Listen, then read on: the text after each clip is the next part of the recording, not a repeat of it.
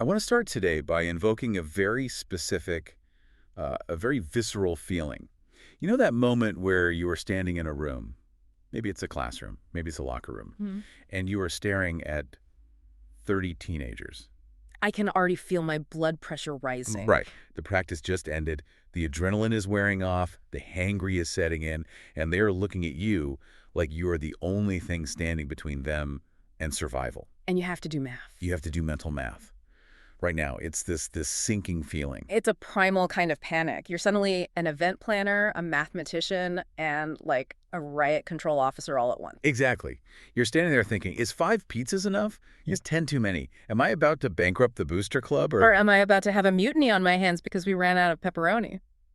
Yeah. It's the classic organizer's dilemma. It is. You're trying to balance budget, biology, and logistics, usually while someone is tugging on your sleeve asking where the bathroom is.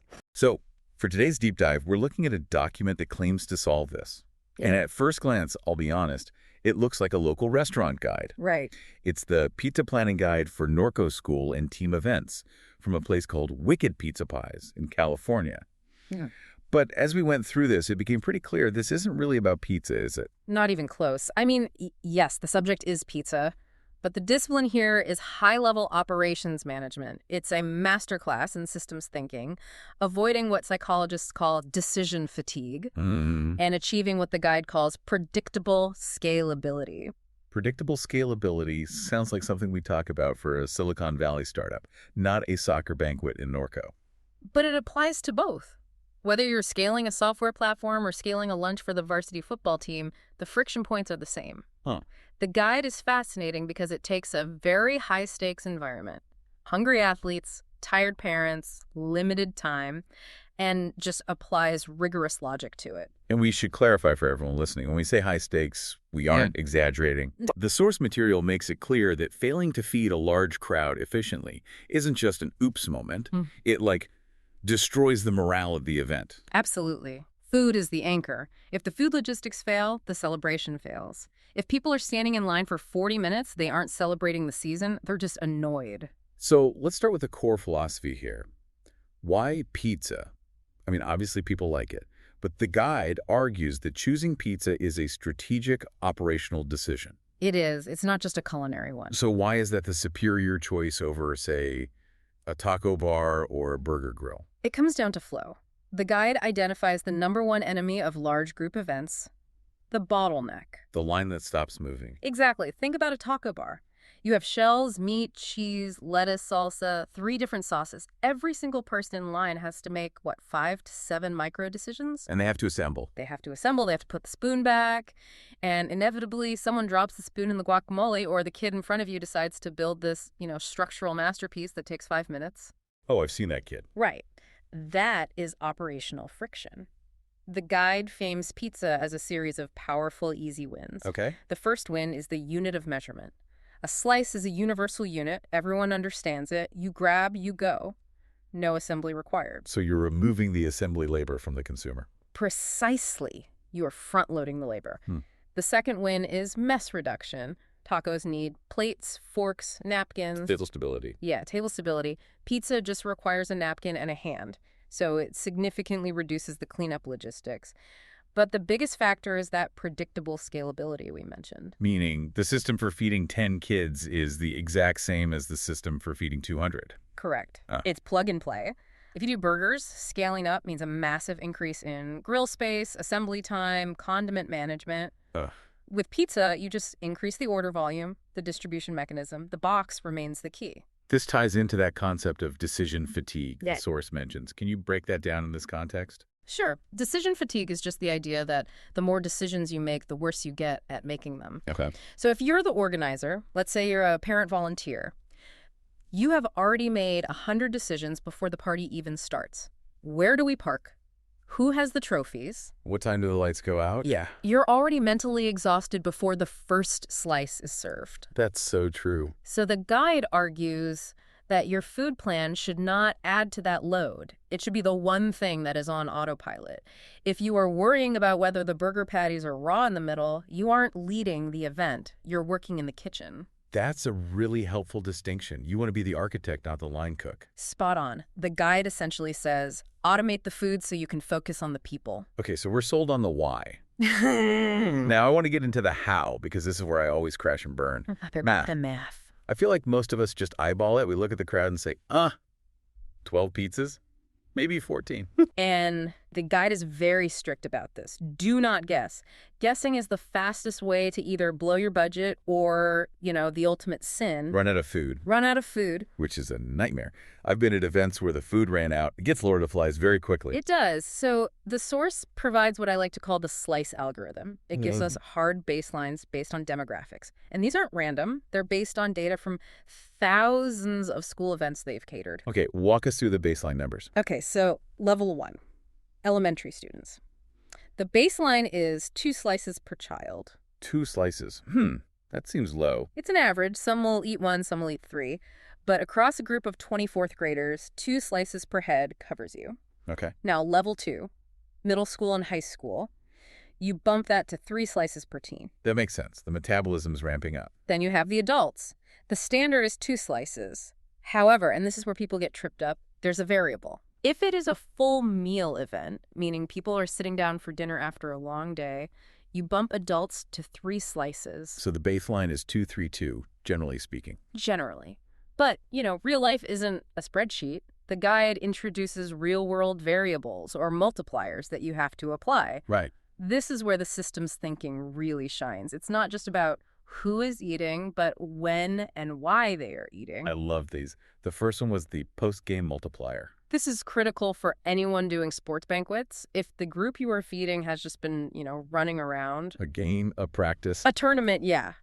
You are dealing with a massive caloric deficit. Their bodies are just screaming for fuel.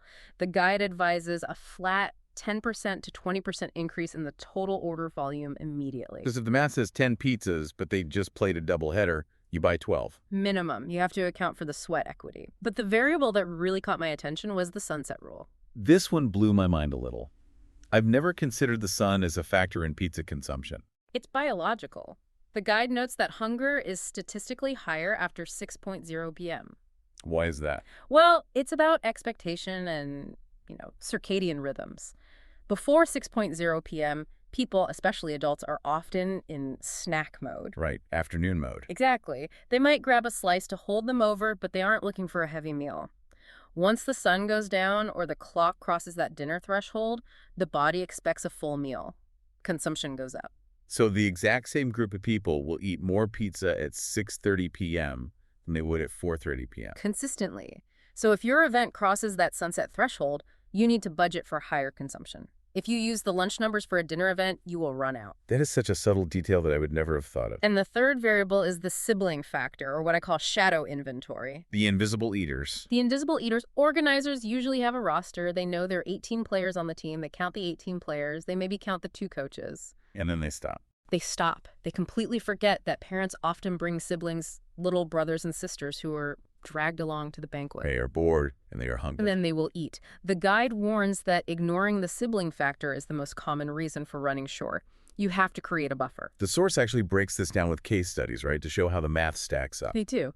Let's look at example C from the guide. A club event. You have 30 high school students and 10 adults. Okay, so 40 people total. An amateur just adds 30 and 10, gets 40, and averages it out. The guide says, no. Treat them as 2 distinct operational groups. Oh. First, calculate the teens.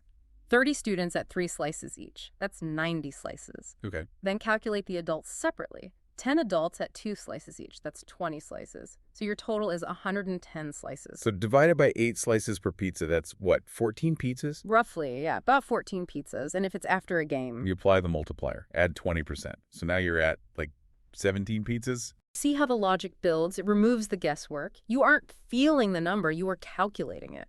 It's comforting, actually. It takes the emotion out of it. But now that we have the number 17 pizzas, what are we ordering? Because this is where I get into trouble. I'm the guy who wants to order the BBQ chicken and the Hawaiian and maybe a pesto veggie. And the expert guide would slap that menu out of your hand. I had a feeling. They advocate for the 2 safe options rule. If you want speed, satisfaction, and low waste, you lock in cheese and pepperoni. Just those two. That feels boring. It's not about excitement, it's about logistics. Think about the goal. The goal is to feed 40 people in 15 minutes. Cheese and pepperoni cover like 95% of the dietary preferences of that demographic. Okay. But more importantly, it prevents the inspection pause. The inspection pause. You've seen it. A kid gets to the front of the line, opens a box, and just stares at it. And stares at it. Is that spinach or basil? Are those onions? I don't like onions. And the line stops. Bottleneck. The bottleneck? Right. Whereas a pepperoni pizza is instantly recognizable, zero cognitive load. Grab, go. They do allow for some variety, right? They do. The guide isn't heartless. They allow for a variety layer, but it has to be strategic. How do we apply that without causing a bottleneck? You target the outliers specifically. For the teams, especially athletes, you add a meat-forward option, like a meat lovers or a sausage pepperoni combo. Why is that strategic? Calorie density. A linebacker can eat 4 slices of cheese or 2 slices of meat lovers and feel just as full. It's a better calorie per dollar ratio for that high appetite group. That's smart. What about the adults? Now, this is fascinating psychology. The guide suggests adding a veggie forward or a supreme for the adults. Okay. Not necessarily because they will eat it. Statistically, many will still grab the pepperoni, but because it changes the perception of the event. How so? It signals completeness.